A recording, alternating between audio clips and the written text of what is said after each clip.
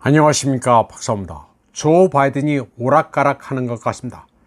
그는 ABC 뉴스와 가진 인터뷰에서 미국은 자국이 공급한 미사일로 키예프가 러시아 영토의 목표물을 공격하는 것을 허용하지 않겠다고 말했습니다.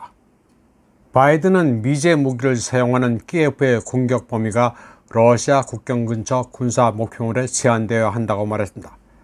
그는 우크라이나가 모스크바를 포함한 러시아 내부 표적을 공격하기 위해 미제 미사일을 사용하면 안 된다고 말했습니다. 그는 러시아 안쪽으로 200마일 되는 곳에 대한 공격을 승인하지 않을 것이며 모스크바와 크렘린에 대한 공격도 허용하지 않겠다고 말했습니다. 러시아는 이미 지난 5월 우크라이나가 크렘린을 공격하려 한다고 비난한 바 있습니다. 우크라이나 드론 2대가 모스크바 중심부에서 무력화됐었습니다. 바이든은 미국이 공급한 미사일로 러시아를 공격해도 된다고 했다가 다시 말을 바꾼 것입니다. 이는 푸틴 대통령이 국경을 넘는 공격을 서방에 직접 전쟁 참여로 간주하겠다고 경고하자 나온 반응인 것으로 보입니다. 한편 바이든은 자신이 푸틴 대통령과 알고 지낸 지 40년이 넘었으며 그가 40년 동안 자신을 걱정해줬다는 엉뚱한 소리를 했습니다. 그리고 이어 푸틴 대통령을 두고 독재자라면서 괜찮은 사람이 아니라는 등 횡설수설했습니다. 우크라이나가 러시아에 대해 제한적 공격을 실시하도록 허용하기로 한 미국의 결정은 지난주 여러 서방 매체에 의해 확인됐고 토니 블링컨도 확인했습니다. 치맥계가 있는 바이든 행정부는 아주 종잡을 수 없습니다. 옌스 스톨텐베르크 나토 사무총장도 종잡을 수 없기는 마찬가지입니다. 그는 알렉산더 스투프 핀란드 대통령과의 공동 기자회견에서 러시아가 앞으로 몇 년 안에 나토 회원국을 공격할 수 있다는 제안은 비합리적이라고 말했습니다. 그는 러시아가 향후 2, 3년 내에 나토 회원국에 대한 공격을 시작할 계획이라는 노르웨이와 발틱 국가 군사령관의 주장에 대해 논평해달라는 요청을 받고 이같이 말했습니다. 사실 스톨텐베르크도 노르웨이 출신입니다. 그는 러시아가 우크라이나 전쟁에 지나치게 몰두하고 있다면서 그 어떤 국가에도 임박한 군사적 위험이 없다고 본다고 말했습니다.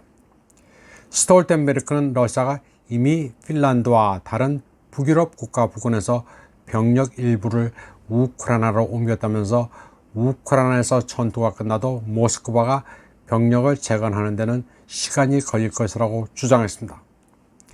그는 또 나토가 세계 군사력의 50%를 차지하기 때문에 러시아가 나토를 공격할 것으로 가정하는 것은 불합리하다고 말했습니다. 그는 나토가 세계에서 가장 강력한 동맹이자 군사력이라고 주장했습니다. 그러면서 다음 전쟁까지 일종의 카운트다운이 있다는 생각은 잘못된 것이라고 말했습니다. 핀란드 대통령 알렉산더 스투프도 여기에 동의하면서 수사법을 완화하고 싶다고 말했습니다. 그는 러시아가 나토 회원국을 공격하기 위해 우크라이나에서 진행 중인 군사작전에서 벗어나는 것은 무리라고 주장했습니다. 알렉산더 스투프는 러시아 같은 국가가 세계 최대 군사동맹을 공격하거나 위협할 것이라는 발상은 전혀 믿기지 않는다고 말했습니다. 한편 러시아 해군 함정이 6월 12일부터 17일까지 쿠바 아바나를 공식 방문할 예정입니다. 루아 노보스티에 따르면 여기에는 호위함 아드미랄 고르시코프, 핵 잠수함 카잔, 급유함 바신, 군함 니콜라이치케르가 포함됩니다. 러시아는 이번 해군 함정 방문이 쿠바와의 우호 차원이며 핵무기를 운반하지 않으니 이 지역에 위협을 가하지 않는다고 밝혔습니다. 그러나 아드미랄 고르시코프 함은 극초음속 찌르콘과 칼리브르 미사일로 무장하고 있습니다.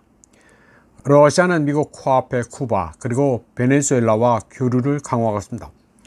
이는 발틱해서 신경을 거스르는 집단 서방에 맞서 미국으로 세력을 투사하는 의미가 강합니다.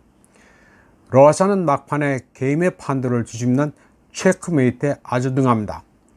그런데 사실 러시아가 쿠바와 연계해 미국에 맞설 것이라는 상상은 누구나 예측할 수 있었는데 그 타이밍이 아주 퍼펙트합니다. 쿠바는 중국과도 강하게 연대하고 있습니다. 한국에서는 러세되고 멸공을 외치는 사람들이 제법 많은데 지난 2월 14일 한국 정부는 쿠바와 외교 관계를 수립했습니다. 그런데 의외로 쿠바에 대고 멸공을 외치는 이는 없었던 것 같습니다.